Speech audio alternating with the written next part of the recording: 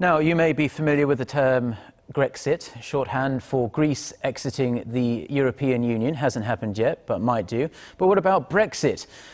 Putting the decision over Britain's possible withdrawal from the EU into the hands of the British people was one of the key pledges of David Cameron's Conservative Party, which secured an overall majority in last week's election.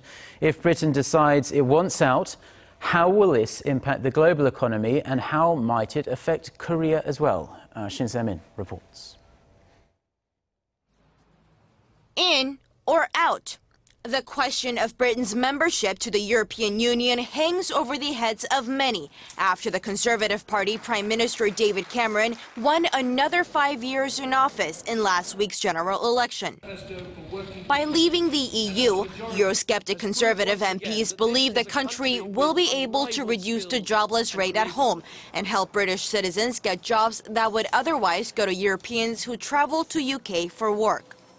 They are also opposed to the amount of control Brussels exercises over Britain's domestic political and economical affairs. But if Britain decides to go, where would that leave other economies, not only in the EU, but even further afield? European economy will be unstable as the capital market and the real economy will be hit hard. The impact might get carried on to Korean economy, also as Seoul has been benefiting from the UK's financial services industry. A German think tank estimated that a Brexit scenario could bring down the UK's GDP by $350 billion, a 14% cut by 2030. EU member states with weak economies like Ireland and Belgium would also suffer badly. Even Germany, one of the EU's strongest economies, could see an up to 0.3% reduction in its GDP. With the risks attached, experts say it's highly unlikely Britain will opt to leave the EU.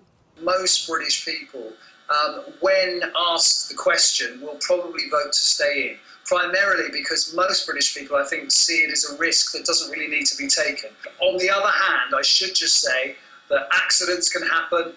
This referendum will probably take place in mid-term when the government is unpopular. Who knows what can happen? Shin Se, Arirang News.